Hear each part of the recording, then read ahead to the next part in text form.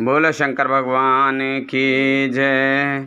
बोल दुर्गे माँ की जय। बोल पार्वती माता की जय। कार्तिक जी की जय। गणेश भगवान की जय। हनुमान बाबा की जय। बोलो सभी देवी देवतन की जय। 19वां अध्याय। गुणनिधि को कुबेर पद की प्राप्ति। नारद जी ने प्रश्न किया, हे ब्रह्मा जी, अब आप मुझे यह बताइए कि गुणनिधि जैसे महापापी मनुष्य को भगवान शिव द्वारा कुबेर पद क्यों और कैसे प्रदान किया गया। हे प्रभु, कृपा करके इस कथा को भी तो बताइए।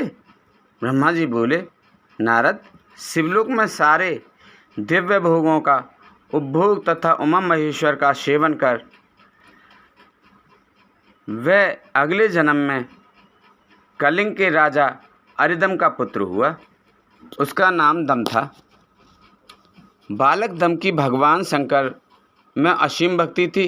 वह सदैव शिव जी की सेवा में लगा रहता था। वह अन्य बालकों के साथ मिलकर शिव भजन करता। युवा होने पर उसके पिता अरिदम की मृत्यु के पश्चात दम को राज सिंहासन पर बैठाया गया। राजा दम सब ओर शिव धर्म का प्रचार और प्रसार करने लगे। वे सभी शिवालयों में दीपदान करते थे। उनकी शिवजी में अनन्य भक्ति थी। उन्होंने अपने राज्य में रहने वाले सभी ग्रामाध्यक्षों को यह आज्ञा दी थी कि शिव मंदिर में दीपदान करना सबके लिए अनिवार्य है। अपने गांव के आसपास जितने शिवालय हैं वहाँ सदा दीप जलाना चाहिए। राजा दम ने आजीवन शिव धर्म का पालन किया। इस तरह वे बड़े धर्मात्मा कहलाए। उन्होंने शिवालयों में बहुत से दीप जलवाए। इसके फलस्वरूप वे दीपों की प्रभा के आश्रय हो मृत्योपरांत अलकापुरी के स्वामी बने। ब्रह्मा जी बोले, हे नारद, भगवान शिव का पूजन व उपासना महान फल देने वाली है। दीक्षित के पुत्र गुणनिधि ने, जो पूर्ण अधर्मी था, भगवान शिव की कृपा पाकर दिक्पाल का पद प्राप्त किया। अब मैं तुम्हें उसकी भगवान शिव के साथ मित्रता के विषय में बताता हूँ। नारद, बहुत पहले की बात है। मेरे मानस पुत्र पुलस्त्य से विश्रवा का जन्म हुआ और विश्रवा के पुत्र कुबेर हुए। उन्होंने पूर्व काल में बहुत कठोर तप किया। उन्होंने विश्वकर्मा द्वारा रचित अलकापुरी का उपभोग किया। मेघवाहन कल्प के आरंभ होने पर वे कुबेर के रूप में घोर तप करने लगे। वे भगवान शिव द्वारा प्रकाशित काशीपुरी में गए और अपने मन के रत्न में दीपों से 11 रुद्रों को उद्बोधित कर वे तन्मयता से शिवजी के ध्यान में मग्न होकर निश्चल भाव से उनकी उपासना करने लगे। वहाँ उन्होंने शिवलिंग की प्रतिष्ठा की। उत्तम पुष्पों द्वारा शिवलिंग का पूजन किया। कुबेर पूरे मन से तप में लगे थे। उनके पूरे शरीर में केवल हड्डियों का ढांचा और चमड़ी ही बची थी। इस प्रकार उन्होंने 10,000 वर्षों तक तपस्या की। तत्पश्चात भगवान शिव अपनी दिव्य शक्ति उमा के भव्य रूप के साथ कुबेर के पास गए। अलकापति कुबेर मन को एकाग्र कर शिवलिंग के सामने तपस्या में लीन थे। भगवान शिव ने कहा, अलकापते, मैं तुम्हारी भक्ति और तपस्या से प्रसन्न हूँ। तुम मुझसे अपनी इच्छानुसार वर मांग सकते हो। यह सुनकर जैसे ही कुबेर ने आंखें खोली तो उन्हें अपने सामने भगवान नीलकंठ खड़े दिखाई दिए। उनका तेज सूर्य के समान था। उनके मस्तक पर चंद्रमा अपनी चांदनी बिखेर रहा था। उनके तेज से कुबेर की आंखें चौंधिया गईं। तत्काल उन्होंने अपनी आंखें बंद कर लीं। वे भगवान शिव से बोले, भगवान, मेरे नेत्रों को वह शक्ति दीजिए जिससे मैं आपके चरणार बिंदों को दर्शन कर सकूं। कुबेर की बात सुनकर भगवान शिव ने अपनी हथेली से कुबेर को स्पर्श कर देखने की शक्ति प्रदान की। दिव्य दृष्टि प्राप्त होने पर वे आंखें फाड़ फाड़ कर देवी उमा की ओर देखने लगे। वे सोचने लगे कि भगवान शिव के साथ यह सर्वांग सुंदरी कौन है। इसने ऐसा कौन सा तप किया है जो इसे भगवान शिव की कृपा से उनका समीप्य रूप और सौभाग्य प्राप्त हुआ है। वे देवी उमा को निरंतर देखते जा रहे थे। देवी को घूरने के कारण उनकी बाईं आंख फूट गई। शिवजी ने उमा से कहा, उमे, यह तुम्हारा पुत्र है। यह तुम्हें क्रूर दृष्टि से नहीं देख रहा है, यह तुम्हारे तपबल को जानने की कोशिश कर रहा है। फिर भगवान शिव ने कुबेर से कहा, मैं तुम्हारी तपस्या से बहुत प्रसन्न हूँ। मैं तुम्हें वर देता हूँ कि तुम समस्त निधियों और ग्रहों शक्तियों के स्वामी हो जाओ। शुभ तो यक्षों और किन्नरों के अधिपति होकर धन के दाता बने। मेरी तुमसे सदा मित्रता रहेगी और मैं तुम्हारे पास सदा निवास करूंगा, अर्थात तुम्हारे स्थान अलकापुरी के पास ही मैं निवास करूंगा। कुबेर, अब तुम अपनी माता उमा के चरणों में प्रणाम करो, ये ही तुम्हारी माता हैं। ब्रह्मा जी कहते हैं, नारद, इस प्रकार भगवान शिव ने देवी से कहा, हे देवी, यह आपके पुत्र के समान है, इस पर अपनी कृपा करो। यह सुनकर उमा देवी बोली, वत्स, तुम्हारी भगवान शिव में सदैव निर्मल भक्ति बनी रहे। बाईं आंख फूट जाने पर तुम एक ही पिघल नेत्र से युक्त रहो।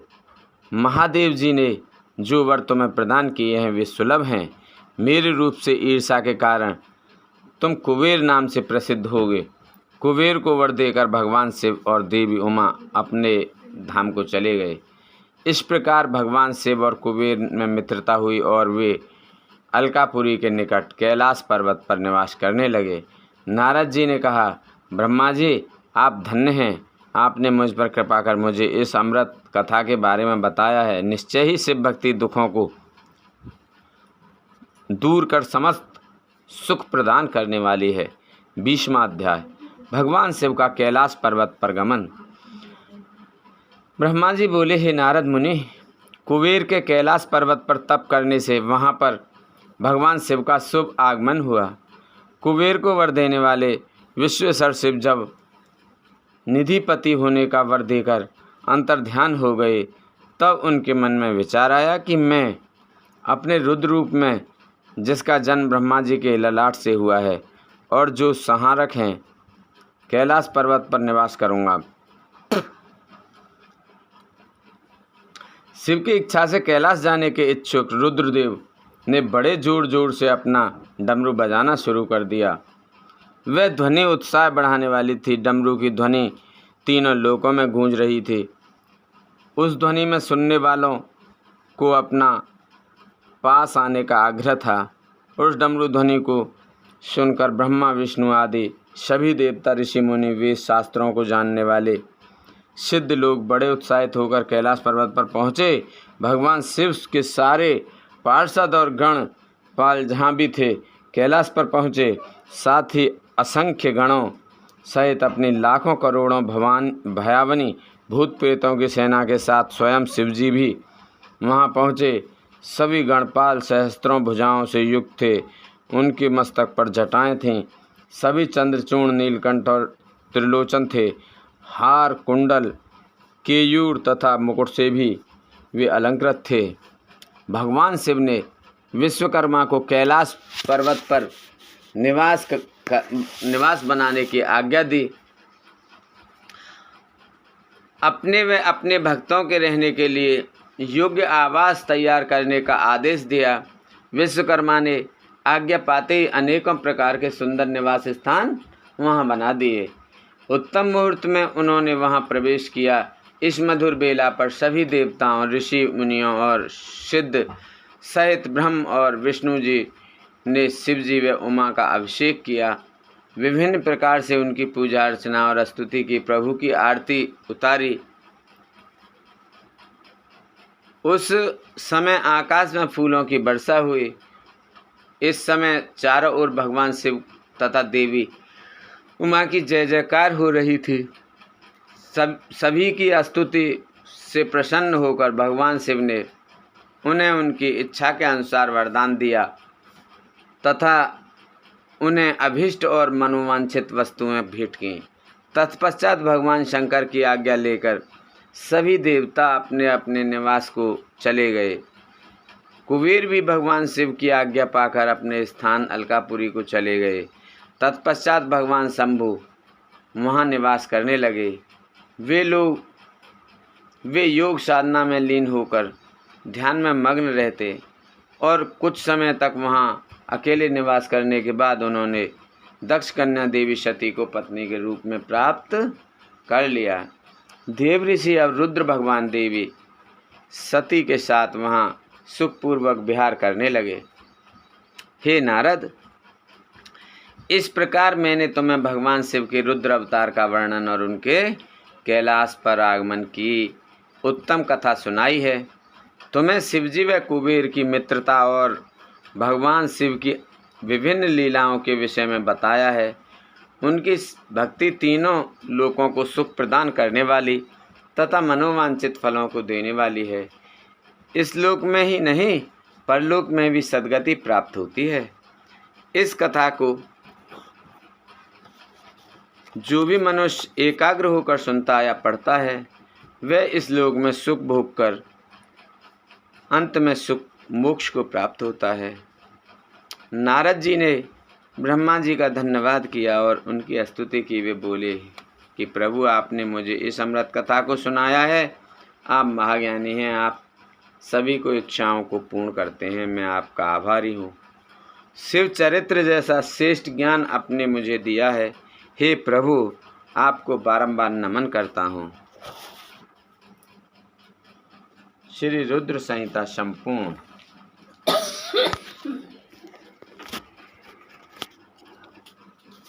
श्री रुद्र संहिता द्वितीय खंड, पहला अध्याय, सती चरित्र। नारद जी ने पूछा, हे ब्रह्मा जी, आपके श्रीमुख से मंगलकारी व अमृतमयी शिव कथा सुनकर मुझ में उनके विषय में और अधिक जानने की लालसा उत्पन्न हो गई। अतः भगवान शिव के बारे में मुझे बताइए। विश्व की सृष्टि करने वाले हैं ब्रह्मा जी। मैं सती के विषय में भी जानना चाहता हूँ। सदाशिव योगी होते हुए एक स्त्री के साथ विवाह करके ग्रस्त कैसे हो गए? उन्हें विवाह करने का विचार कैसे आया? जो पहले दक्ष की कन्या थी, फिर हिमालय की कन्या हुई, वे सती पार्वती किस प्रकार शंकर जी को प्राप्त हुई? पार्वती ने किस प्रकार घोर तपस्या की और कैसे उनका विवाह हुआ? कामदेव को भस्म कर देने वाले भगवान शिव के आधे शरीर में वे किस प्रकार स्थान पा सकें? उनका अर्धनारीश्वर रूप क्या है? हे प्रभु, आप ही मेरे इन प्रश्नों के उत्तर दे सकते हैं। आप ही मेरे संशय को निवारण कर सकते हैं। ब्रह्मा जी ने कहा, हे नारद, देवी सती और भगवान शिव का शुभ यश परम पावन, दिव्य और गोपनीय है। उसके रहस्य को वे ही समझते हैं। सर्वप्रथम तुम्हारी प्रार्थना पर मैं सती के चरित्र को बताता हूँ। पहले मेरे एक कन्या पैदा हुई, जिसे देखकर मैं काम पीड़ित हो गया। तब रुद्र ने धर्म का स्मरण कराते हुए मुझे बहुत धिक्कारा। फिर वे अपने निवास कैलाश पर्वत को चले गए। उन्हें मैंने समझाने की कोशिश की, परंतु मेरे सभी प्रयत्न निष्फल हो गए। तब मैंने शिवजी की आराधना की। शिवजी ने मुझे बहुत समझाया, परंतु मैंने हट नहीं छोड़ा और फिर रुद्रदेव को मोहित करने के लिए शक्ति का उपयोग करने लगा। मेरे पुत्र दक्ष के यहाँ सती का जन्म हुआ। वह दक्ष सुता उमा नाम से उत्पन्न होकर कठिन तप करके रुद्र की स्त्री हुई। रुद्र ने गृहस्थाश्रम में सुखपूर्वक समय व्यतीत किया। उधर शिवजी की माया से दक्ष को घमंड हो गया और वह महादेव जी की निंदा करने लगा। दक्ष ने एक विशाल यज्ञ का आयोजन किया। उस यज्ञ में दक्ष ने मुझे, विष्णु जी को, सभी देवी देवताओं को और ऋषि मुनियों को निमंत्रण दिया, परंतु महादेव शिवजी एवं अपनी पुत्री सती को उस विशाल यज्ञ को आमंत्रण नहीं दिया।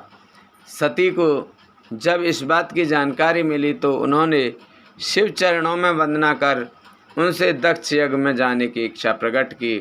भगवान शिव ने देवी सती को बहुत समझाया कि बिना बुलाए ऐसे आयोजनों में जाना अपमान और अनिष्ट कारक होता है, लेकिन सती ने जाने का हठ किया।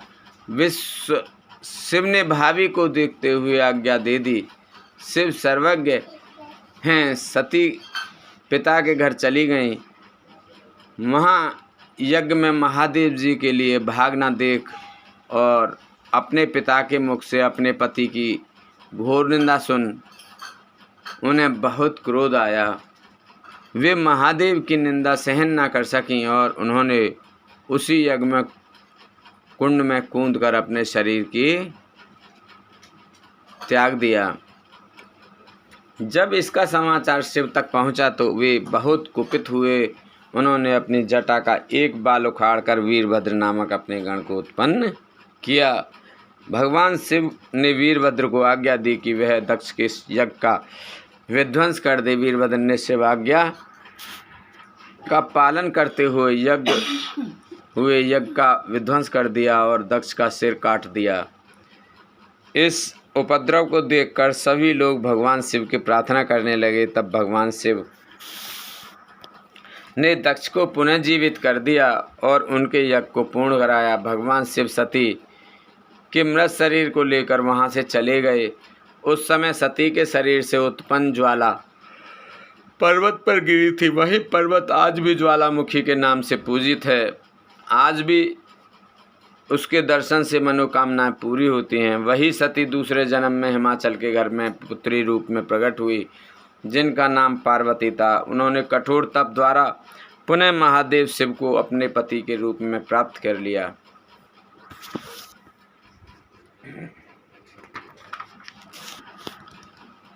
दूसरा अध्याय शिव पार्वती चरित्र।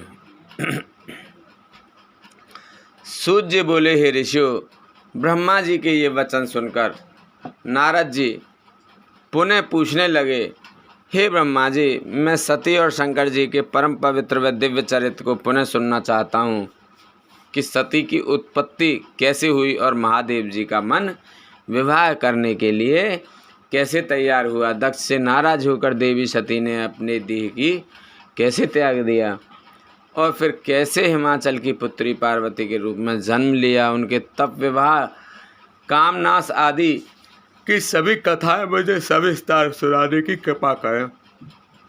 ब्रह्मा जी बोले, हे नारद, पहले भगवान शिव निर्गुण, निर्विकल्प, निर्विकारी और दिव्य थे, परंतु देवी उमा से विवाह करने के बाद वे सगुण और शक्तिमान हो गए। उनके बाएं अंग से ब्रह्मा जी उत्पन्न हुए और दाएं अंग से विष्णु उत्पन्न हुए। तभी से भगवान सदाशिव के 3 रूप ब्रह्मा, विष्णु और रुद्र सृष्टिकर्ता, पालनकर्ता और संहारकर्ता के रूप में विख्यात हुए। उनकी आराधना करते हुए मैं सुरासुर सहित मनुष्य आदि जीवों की रचना करने लगा। मैंने सभी जातियों का निर्माण किया। मैंने ही मरीच, अत्रि, पुलह, पुलस्त, अंगिरा, क्रतु, वशिष्ठ, नारद, दक्ष और भृगु की उत्पत्ति की और ये मेरे मानस पुत्र कहलाए। तत्पश्चात मेरे मन में माया का मोह उत्पन्न होने लगा। तब मेरे हृदय से अत्यंत मनोहारी और सुंदर रूप वाली नारी प्रकट हुई। उसका नाम संध्या था। वह दिन में क्षीण होती, परंतु रात में उसका रूप सुंदर और निखर जाता। वह साय संध्या ही थी। संध्या निरंतर मंत्र का जाप करती। उसके सौंदर्य से ऋषि मुनियों का मन भी भ्रमित हो जाता था। इसी प्रकार मेरे मन से एक मनोहर रूप वाला पुरुष भी प्रकट हुआ। वह अत्यंत सुंदर और अद्भुत रूप वाला था। उसके शरीर का मध्य भाग पतला था। वह काले बालों से युक्त था। उसके दांत सफ़ेद मोतियों से चमक रहे थे। उसके श्वास से सुगंध निकल रही थी। उसकी चाल मदमस्त हाथी के समान थी। उसकी आंखें कमल के समान थी।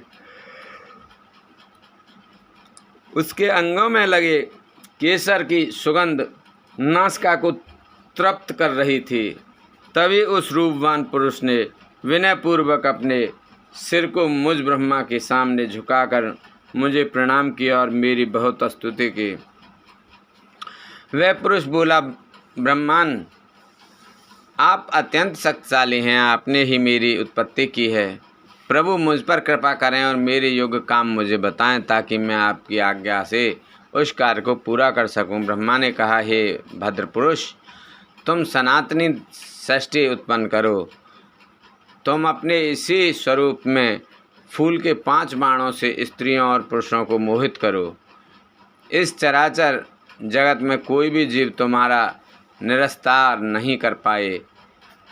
तुम छिपकर प्राणियों के हृदय में प्रवेश करके सुख का हेतु बनकर सृष्टि का सनातन कार्य आगे बढ़ाओगे। तुम्हारे पुष्प में बाण समस्त प्राणियों को भेद कर उन्हें मदमस्त करेंगे। आज से तुम पुष्प बाण नाम से जाने जाओगे। इसी प्रकार तुम सृष्टि के प्रवर्तक के रूप में जाने जाओगे।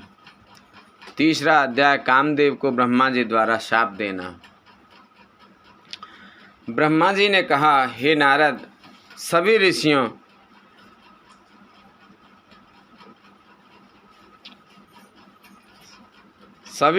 मुनि उस पुरुष के लिए उचित नाम खोजने लगे। तब सोच विचार कर बोले कि तुमने उत्पन्न होते ही ब्रह्मा का मंथन कर दिया है, अतः तुम्हारा पहला नाम मनमथ होगा। तुम्हारे जैसा इस संसार में कोई नहीं है, इसलिए तुम्हारा दूसरा नाम काम होगा, 3रा नाम मदन और 4था नाम कंदर्प होगा। अपने नामों के विषय में जानते ही काम ने अपने 5 बाणों को नामकरण कर उनका परीक्षण किया। काम ने अपने 5 बाणों को हर्षण, रोशन, मोहन, शोषण और मारण नाम से सुशोभित किया। ये बाण ऋषि मुनियों को भी मोहित कर सकते थे। उस स्थान पर बहुत से देवता व ऋषि उपस्थित थे। उस समय संध्या भी वहीं थी। कामदेव द्वारा चलाए गए बाणों के फलस्वरूप सभी मोहित हो गए। सबके मनों में विकार आ गया। सभी काम के वशीभूत हो चुके थे। प्रजापति, मरीच, अत्रि, दक्ष आदि सब मुनियों के साथ साथ ब्रह्मा भी काम के वश में होकर संध्या को पाने की इच्छा करने लगे। ब्रह्मा व उनके मानस पुत्रों सभी को एक कन्या पर मोहित होते देखकर धर्म को बहुत दुख हुआ। धर्म ने धर्म रक्षक त्रिलोकीनाथ का स्मरण किया। तब मुझे देखकर शिव जी हंसे और कहने लगे, हे ब्रह्मा, अपनी पुत्री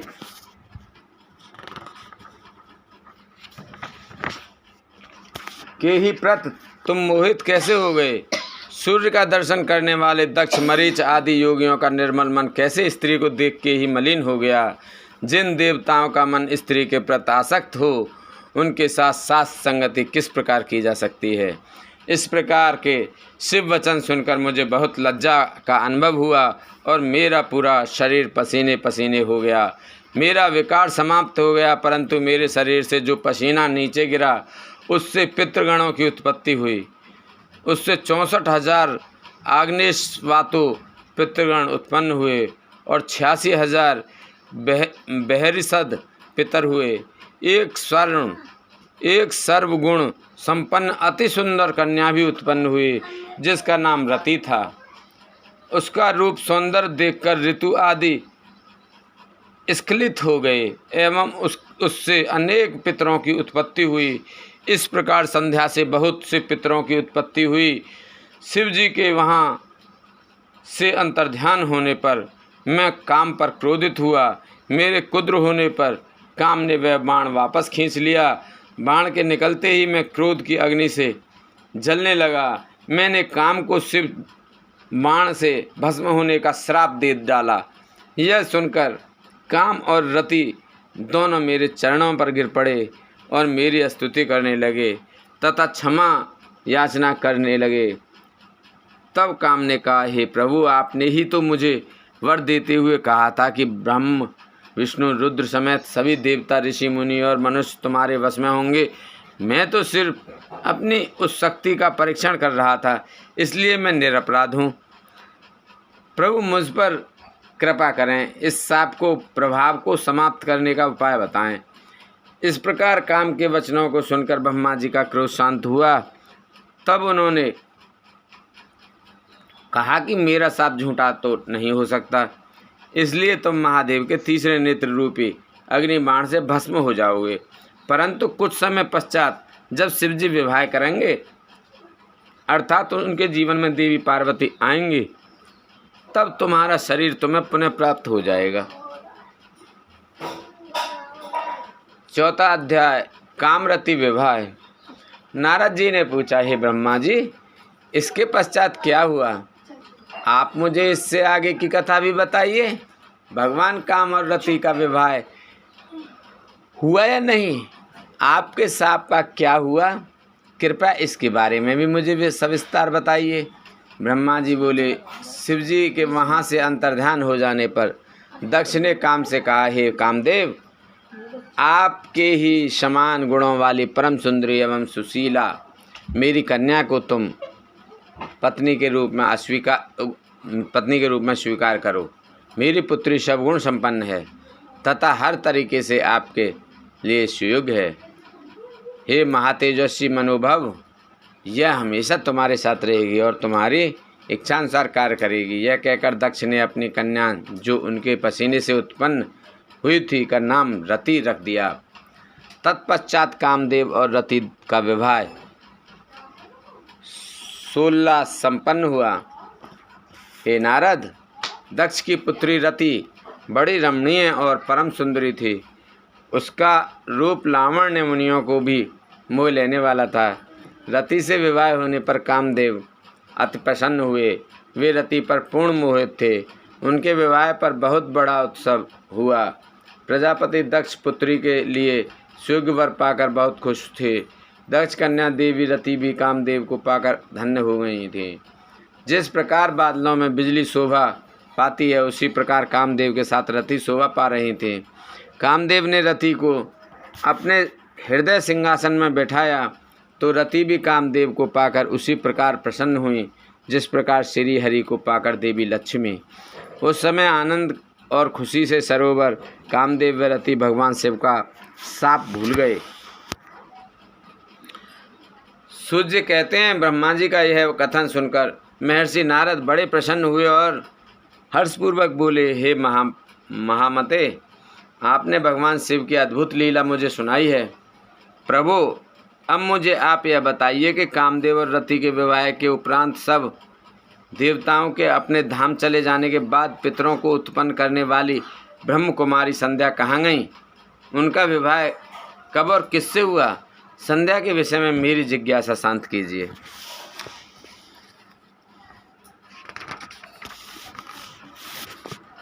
पांचवा अध्याय, संध्या का चरित्र। सूर्य बोले, हे ऋषियों, नारद जी के इस प्रकार प्रश्न करने पर ब्रह्मा जी ने कहा, मुने, संध्या का चरित्र सुनकर समस्त कामनियाँ सती साध्वी हो सकती हैं। वह संध्या मेरी मानस पुत्री थी, जिसने घोर तपस्या करके अपना शरीर त्याग दिया। फिर वह मुनिश्रेष्ठ मेधातिथि की पुत्री अरुधंती के रूप में जन्मी। संध्या ने तपस्या करते हुए अपना शरीर इसलिए त्याग दिया था क्योंकि वह स्वयं को पापनी समझती थी। उसे देखकर स्वयं उसके पिता और भाइयों में काम की इच्छा जागृत हुई थी। तब उसने इसका प्रायश्चित करने के बारे में सोचा तथा निश्चय किया कि वह अपना शरीर वैदिक अग्नि में जला देगी, जिससे मर्यादा स्थापित हो। भूतल पर जन्म लेने वाला कोई भी जीव तरुणावस्था से पहले काम के प्रभाव में नहीं आ पाएगा।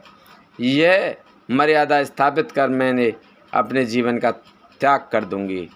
मन में ऐसा विचार करके संध्या चंद्रभाग नामक पर्वत पर चली गई। यहीं से चंद्रभागा नदी का आरंभ हुआ। इस बात का ज्ञान होने पर मैंने वेद शास्त्रों के पारंगत विद्वान, सर्वज्ञ और ज्ञान योगी पुत्र वशिष्ठ को वहां जाने की आज्ञा दी। मैंने वशिष्ठ जी को संध्या को विधि पूर्वक दीक्षा देने के लिए वहां भेजा था। नारद चंद्रभाग पर्वत पर एक देव सरोवर है जो जलाशय उचित गुणों से पूर्ण है। उस सरोवर के तट पर बैठी संध्या इस प्रकार सुशोभित हो रही थी जैसे प्रदोष काल में उदित चंद्रमा और नक्षत्रों से युक्त आकाश शोभा पाता है। तभी उन्होंने चंद्रभागा नदी का भी दर्शन किया।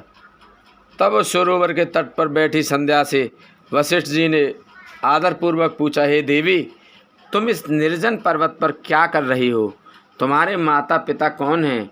यदि यह छिपाने योग्य न हो तो कृपया मुझे बताओ। यह वचन सुनकर संध्या ने महर्षि वशिष्ठ की ओर देखा। उनका शरीर दिव्य तेज से प्रकाशित था। मस्तक पर जटा धारण किए वे साक्षात कोई पुण्यात्मा जान पड़ते थे। संध्या ने आदरपूर्वक प्रणाम करते हुए वशिष्ठ जी को अपना परिचय देते हुए कहा, मैं ब्रह्मा जी की पुत्री संध्या हूँ। मैं इस निर्जन पर्वत पर तपस्या करने आई हूँ। यदि उचित समझें तो मुझे तपस्या की विधि बताएं। मैं तपस्या के नियमों को नहीं जानती हूँ, अतः मुझ पर कृपा करके आप मेरा उचित मार्गदर्शन करें। संध्या की बात सुनकर वशिष्ठ जी ने जान लिया कि देवी संध्या मन में तपस्या का दृढ़ संकल्प कर चुकी हैं। इसलिए वशिष्ठ जी ने भक्त वत्सल भगवान शिव का स्मरण करते हुए कहा, हे देवी, जो सबसे महान और उत्कृष्ट हैं, सभी के परम आराध्य हैं, जिन्हें परमात्मा कहा जाता है, तुम उन महादेव शिव को अपने हृदय में धारण करो। भगवान शिव ही धर्म, अर्थ, कर्म, काम और मोक्ष के स्रोत हैं। तुम उन्हीं का भजन करो। ओम नमः शिवाय मंत्र का जाप करते हुए मौन तपस्या करो। उसके अनुसार मौन रहकर ही स्नान तथा शिव पूजन करो। प्रथम 2 बार छठे समय में जल को आहार के रूप में लो। तीसरी बार छठा समय आने पर उपवास करो। देवी, इस प्रकार की गई तपस्या ब्रह्मचर्य का फल देने वाली तथा अभीष्ट मनोरथों को पूरा करने वाली होती है। अपने मन में शुभ उद्देश्य लेकर शिव जी का मनन व चिंतन करो। वे प्रसन्न होकर तुम्हारी मनोकामना अवश्य पूरी करेंगे। इस प्रकार संध्या को तपस्या की विधि बताकर और उपदेश देकर मुनि वशिष्ठ वहाँ से अंतर्ध्यान हो गए। छठा अध्याय, संध्या की तपस्या। ब्रह्मा जी बोले, हे महाप्रज्ञ नारद, तपस्या की विधि बताकर जब वशिष्ठ जी चले गए तब संध्या आसन लगाकर कठोर तप शुरू करने लगी।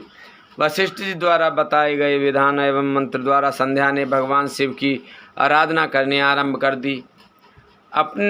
उसने अपना मन शिव भक्ति में लगा दिया और एकत्र होकर तपस्या में मग्न हो गई। तपस्या करते करते 4 युग बीत गए। तब भगवान शिव प्रसन्न हुए और संध्या को अपने स्वरूप के दर्शन दिए, जिसका चिंतन संध्या द्वारा किया गया था। भगवान का मुख प्रसन्न था। उनके स्वरूप से शांति बरस रही थी। संध्या के मन में विचार आया कि मैं महादेव की स्तुति कैसे करूं। इसी सोच में संध्या ने नेत्र बंद कर लिए। भगवान शिव ने संध्या के हृदय में प्रवेश कर उसे दिव्य ज्ञान दिया, साथ ही दिव्य वाणी और दिव्य दृष्टि भी प्रदान की। संध्या ने प्रसन्न मन से भगवान शिव की स्तुति की।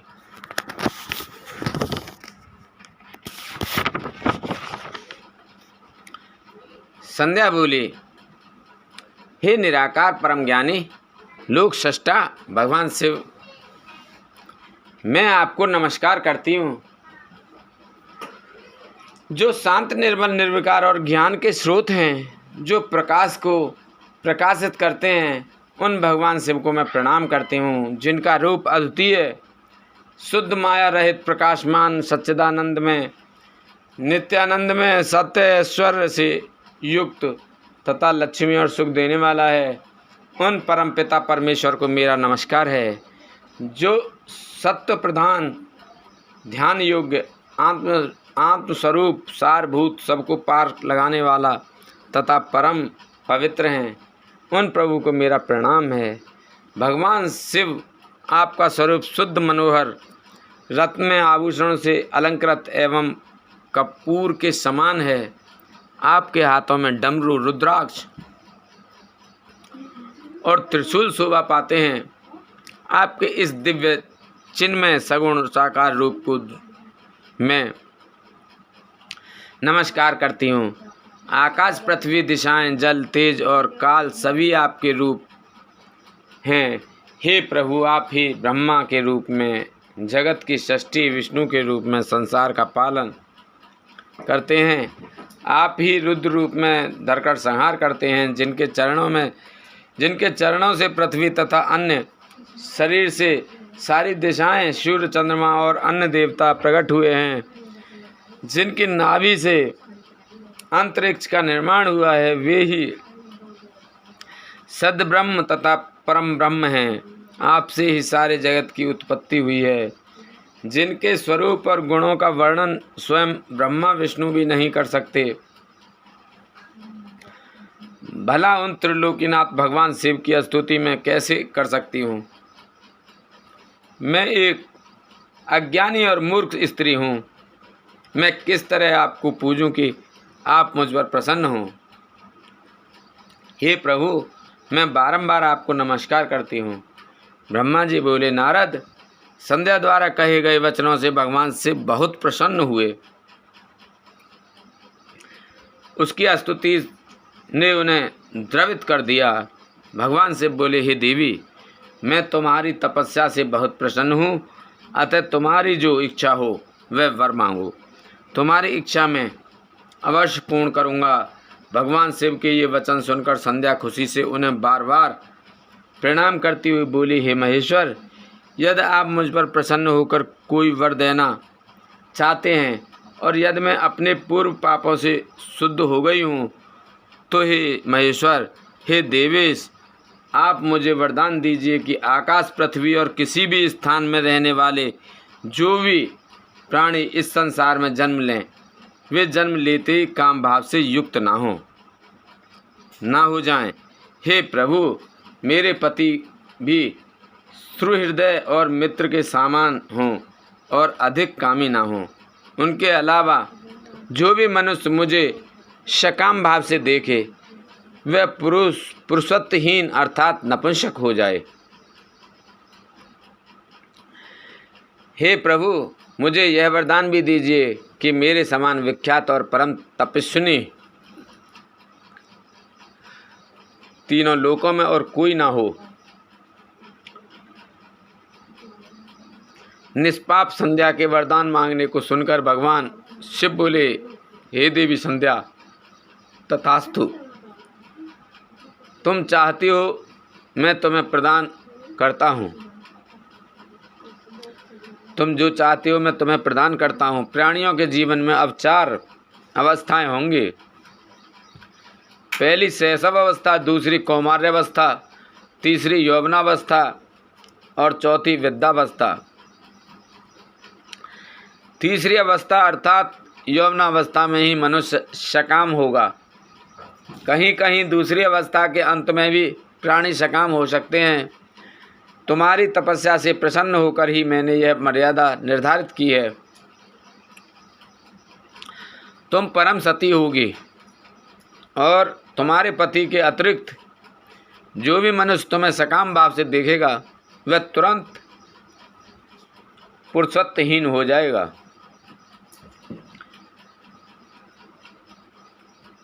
तुम्हारा पति महान तेजस्वी होगा, जो कि 7 कल्पों तक जीवित रहेगा। इस प्रकार मैंने तुम्हें तुम्हारे द्वारा मांगे गए दोनों वरदान तुम्हें प्रदान कर दिए हैं। अब मैं तुम्हें तुम्हारी प्रतिज्ञा को पूर्ण करने का साधन बताता हूँ। तुमने अग्नि में अपना शरीर त्यागने की प्रतिज्ञा की है। हे मुनिवर, मेधा तिथि का एक यज्ञ चल रहा है जो कि 12 वर्षों तक चलेगा।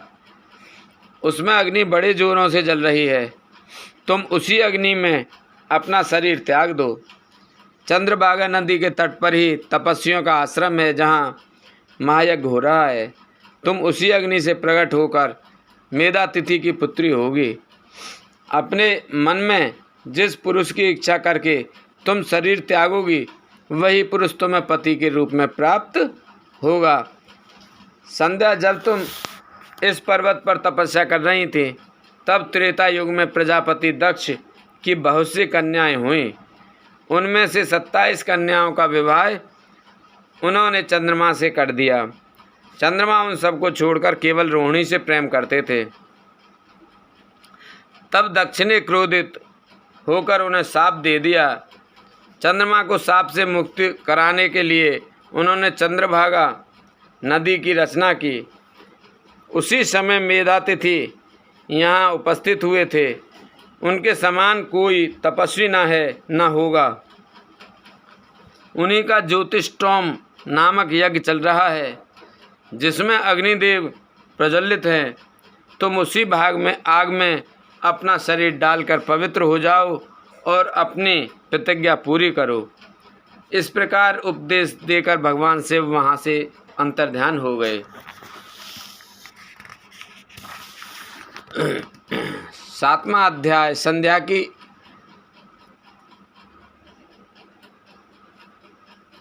आत्माहुति।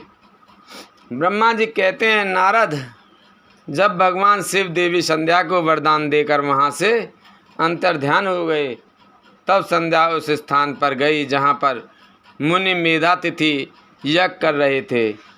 उन्होंने अपने हृदय में तेजस्वी ब्रह्मचारी वशिष्ठ जी का स्मरण किया तथा उन्हीं को पति रूप में पाने की इच्छा लेकर संध्या महायज्ञ की प्रज्वलित अग्नि में कूद गई। अग्नि में उसका शरीर जलकर सूर्यमंडल में प्रवेश कर गया। तब सूर्य ने पितरों और देवताओं की तृप्ति के लिए उसे 2 भागों में बांटकर रथ में स्थापित कर दिया। उसके शरीर का ऊपरी भाग प्रातः संध्या हुआ और शेष भाग साय संध्या हुआ। साय संध्या से पितरों को संतुष्टि मिलती है। सूर्योदय से पूर्व जब आकाश में लाली छाई होती है, अर्थात अरुणोदय होता है, उस समय देवताओं का पूजन करें। जिस समय लाल कमल के समान सूर्य अस्त होता है अर्थात डूबता है, उस समय पितरों का पूजन करना चाहिए। भगवान शिव ने संध्या के प्राणों को दिव्य शरीर प्रदान कर दिया। जब मेधातिथि मुनि का यज्ञ समाप्त हुआ, तब उन्होंने एक कन्या को, जिसकी कांति सोने के समान थी, अग्नि में पड़े देखा। उसे मुनि ने भली प्रकार स्नान कराया और अपनी गोद में बिठा लिया। उन्होंने उसका नाम अर्धंती रखा। यज्ञ के निर्विघ्न समाप्त होने और पुत्री प्राप्त होने के कारण मेधातिथि मुनि बहुत प्रसन्न थे।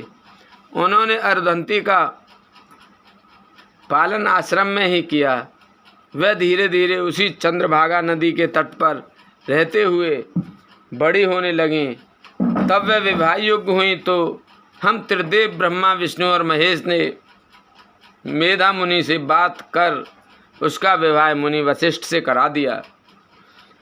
मुनि मेधातिथि की पुत्री महासाध्वी अर्धंती अति पतिव्रता थी। वह मुनि वशिष्ठ को पति रूप में पाकर बहुत प्रसन्न थी। वह उनके साथ रमण करने लगी। उससे शक्ति आदि शुभ एवं श्रेष्ठ पुत्र उत्पन्न हुए। हे नारद, इस प्रकार मैंने तुम्हें परम पवित्र देवी संध्या का चरित्र सुनाया है।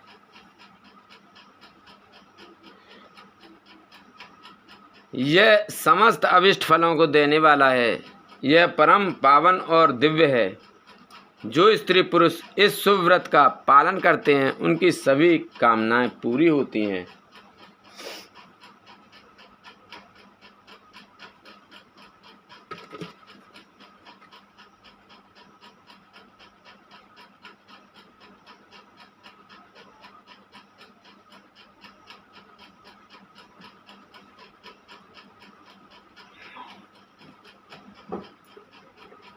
पूरे होते हैं।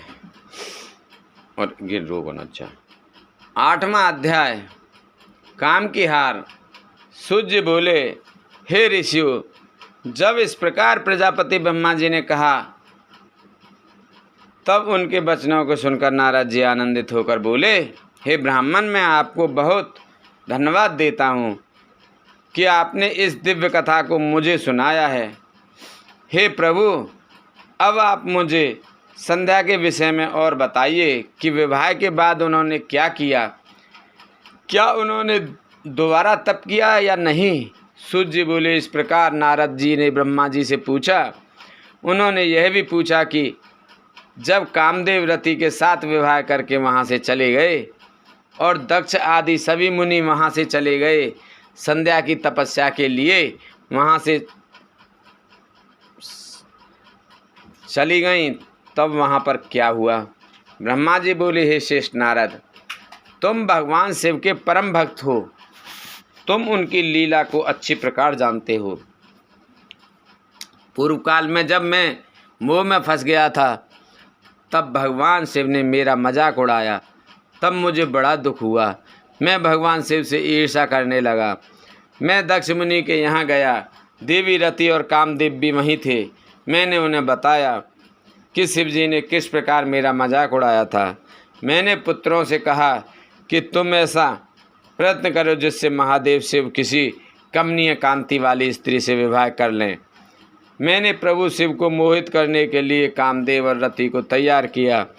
कामदेव ने मेरी आज्ञा को मान लिया। कामदेव बोले, हे ब्रह्मा जी, मेरा अस्त्र तो सुंदर स्त्री ही है, अतः आप भगवान शिव के लिए किसी परम सुंदरी की सृष्टि कीजिए।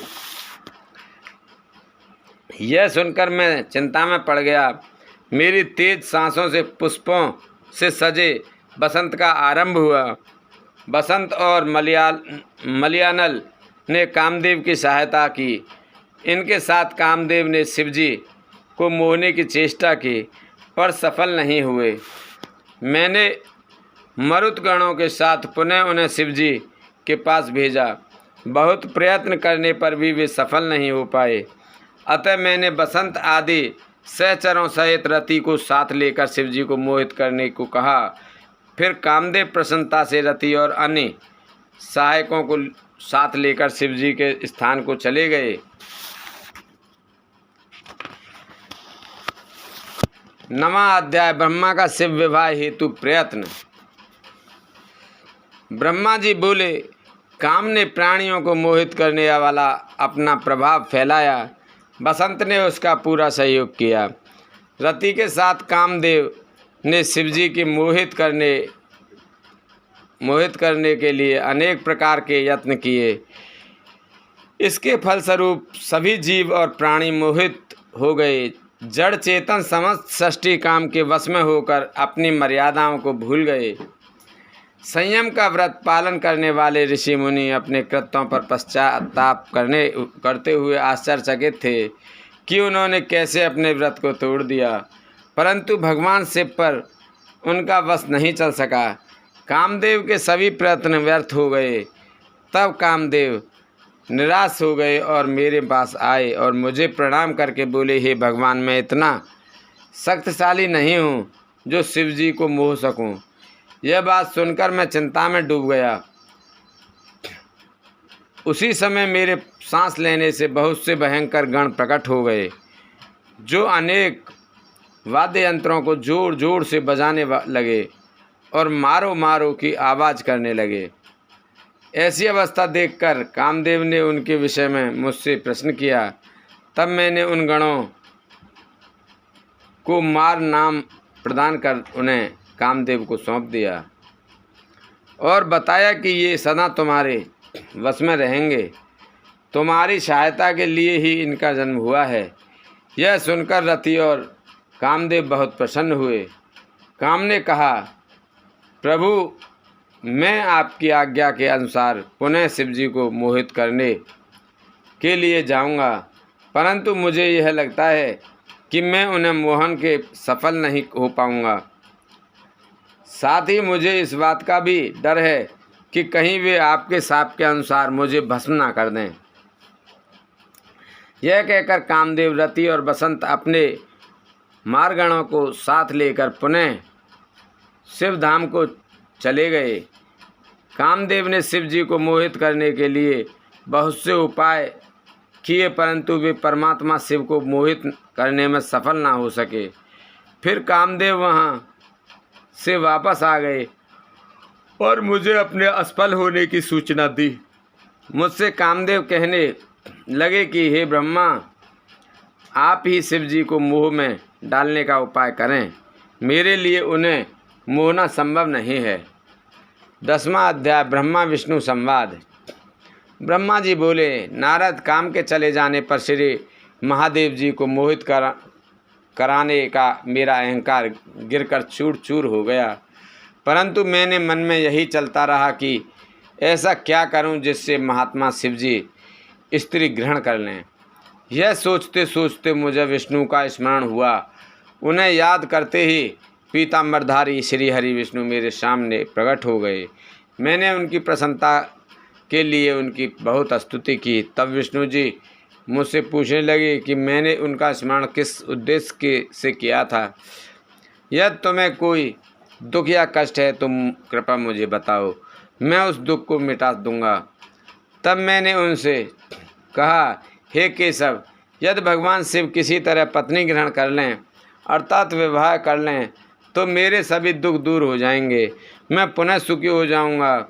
मेरी यह बात सुनकर भगवान मधुसूदन हंसने लगे और मुझ लोक सृष्टा ब्रह्मा का हर्ष बढ़ाते हुए बोले, हे ब्रह्मा जी, मेरी बातों को सुनकर आपके सभी भ्रमों का निवारण हो जाएगा। शिवजी ही सबके कर्ता और भर्ता हैं, वे ही इस संसार का पालन करते हैं, वे ही पापों का नाश करते हैं। भगवान शिव ही परम ब्रह्म परेश निर्गुण नित्य निर्देश अनिर्देश्य निर्विकार आदित्य अनंत और सबका अंत करने वाले हैं। वे सर्वव्यापी हैं, तीनों गुणों को आश्रय देने वाले ब्रह्मा विष्णु और महेश नाम से प्रसिद्ध रजोगुण तमोगुण सत्वगुण से दूर एवं माया से रहित भगवान शिव योग परायण और भक्तवत्सल हैं। हे विदे, जब भगवान शिव ने अपनी कृपा से हमें प्रकट किया था उस समय उन्होंने हमें बताया था कि यद्यपि ब्रह्मा विष्णु और रुद्र तीनों मेरे ही अवतार होंगे, परंतु रुद्र को मेरा पूर्ण रूप माना जाएगा। इसी प्रकार देवी उमा के भी 3 रूप होंगे। एक रूप का नाम लक्ष्मी होगा और वह श्री हरि की पत्नी होंगी, दूसरी रूप सरस्वती का और वे ब्रह्मा जी की पत्नी होंगी। देवी सती का उमा का पूर्ण रूप होंगी, वे ही भाभी रुद्र की पत्नी होंगी। ऐसा कहकर भगवान महेश्वर वहाँ से अंतर्ध्यान हो गए। समय आने पर हम दोनों ब्रह्मा विष्णु का विवाह देवी सरस्वती और देवी लक्ष्मी से हुआ।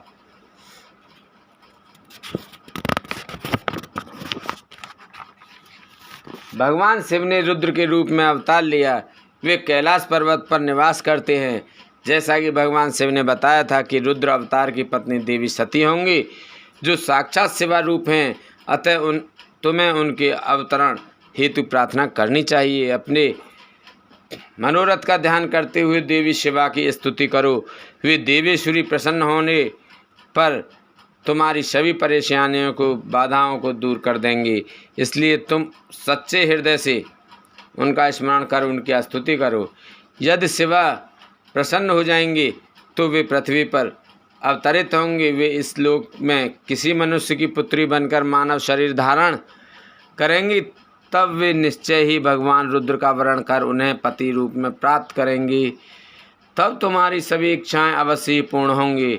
अतएव तुम प्रजापति दक्ष को यह आज्ञा दो कि वे तपस्या करना आरंभ करें। उनके तप के प्रभाव से ही पार्वती देवी सती के रूप में उनके यहाँ जन्म लेंगे। देवी सती ही महादेव को विवाह सूत्र में बांधेंगी। शिवा और शिवजी दोनों निर्गुण और परम ब्रह्म स्वरूप हैं और अपने भक्तों के पूर्णतः अधीन हैं। वे उनकी इच्छानुसार कार्य करते हैं। ऐसा कहकर भगवान श्री हरि विष्णु वहाँ से अंतर्ध्यान हो गए। उनकी बातें सुनकर मुझे बड़ा संतोष हुआ, क्योंकि मुझे मेरे दुखों और कष्टों का निवारण करने का उपाय मालूम हो गया था। 11वां अध्याय। ब्रह्मा जी की काली देवी से प्रार्थना।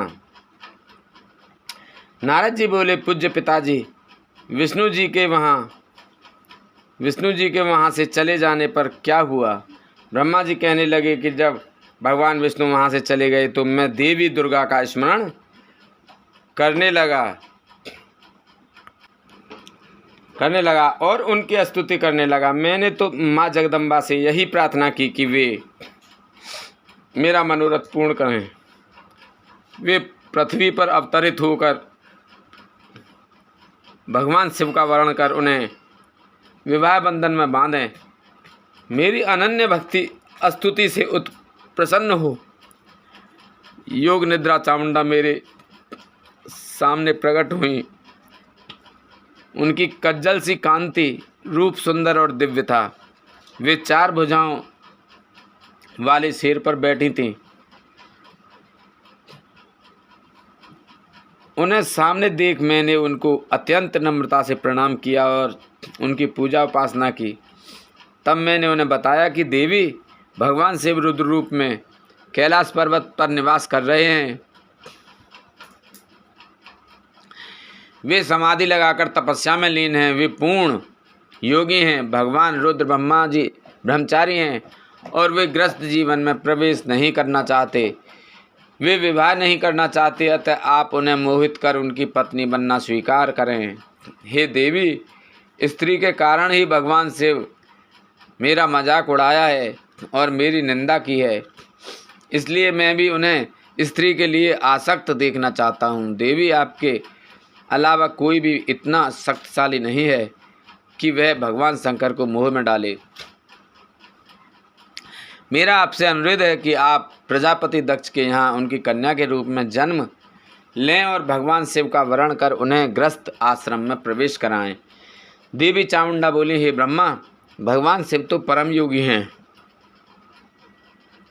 भला उनको मोहित करके तुम्हें क्या लाभ होगा? इसके लिए तुम मुझसे क्या चाहते हो? मैं तो हमेशा से ही उनकी दासी हूँ।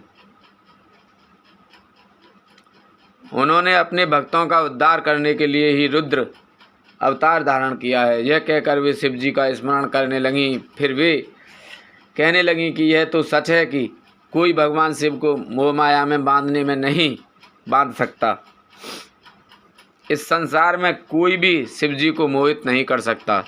मुझ में भी इतनी शक्ति नहीं है कि उन्हें उनके कर्तव्य पथ से विमुख कर सकूं। फिर भी आपकी प्रार्थना से प्रसन्न होकर मैं इसका प्रयत्न करूंगी, जिससे भगवान शिव मोहित होकर विवाह कर लें। मैं सती रूप में धारण कर पृथ्वी पर अवतरित होंगी। यह कहकर देवी वहाँ से अंतर्ध्यान हो गई। बोलो शंकर भगवान की जय। ओम जय शिव ओंकारा, स्वामी हरि शिव ओंकारा, ब्रह्मा विष्णु सदा शिव, ब्रह्मा विष्णु सदा, हरे धांगनी धारा। ओम जय शिव ओंकारा।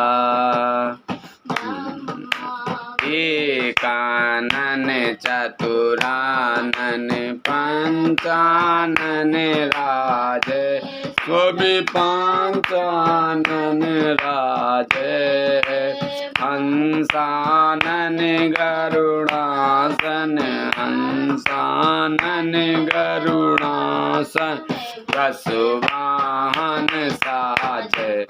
ओम जय शिव ओंकारा। 2 भुज 4 चतुर्भुज 10 भुज ते सो है, स्वामी 10 भुज अति सो है। तीनों रूप निरखता, तीनों रूप निरखता, त्रिभुवन जन मोहे।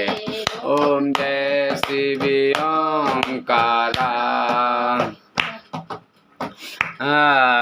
अक्ष माला वन माला मुंड माला धारी स्वामी मुंड माला धारी चंदन मृग मद सोहे चंदन मृग मद सोहे भाले शशिधारी ओम जय शिव ओंकारा श्वेतांबर पीतांबर बागंबर अंगे स्वामी बागंबर अंगे सनकादिक ब्रह्मादिक सनकादिक ब्रह्मादिक भूतादिक संगे ओम जय शिव ओंकारा के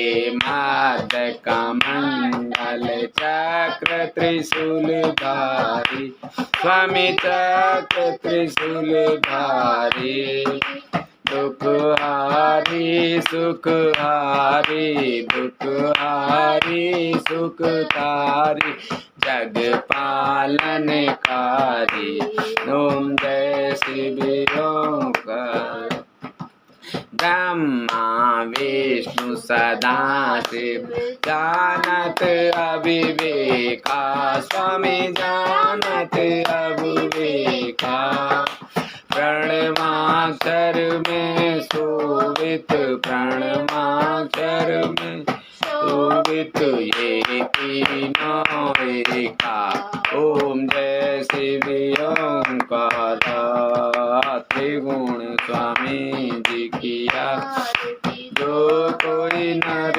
गावे स्वामी प्रेम सहित गावे कहत शिवानंद स्वामी भजते हरिया निमन वांछित फल पावे ओम जय शिव ओंकारा जय शिव ओंकारा स्वामी भज शिव ओंकारा ब्रह्मा विष्णु सदा शिव ब्रह्मा विष्णु अर्धांगिनी धारा ओम जय शिव ओंकारा। बोल शंकर भगवान की जय बोल पार्वती माता की जय बोल गणेश की जय कार्तिक माता भगवान की जय जय शंकर शंकर जय शंकर कैलाशपति जय गौरा गौरा जय गौरा जय पार्वती जय शंकर शंकर जय शंकर कैलाशपति जय शंकर शंकर जय शंकर कैलाशपति जय गौरा गौरा जय पार्वती जय गौरा गौरा जय गौरा माँ पार्वती जय शंकर शंकर जय शंकर कैलाशपति जय गौरा शंकर जय शंकर कैलाशपति जय गौरा गौरा जय गौरा माँ पार्वती जय गौरा जय गौरा माँ पार्वती जय शंकर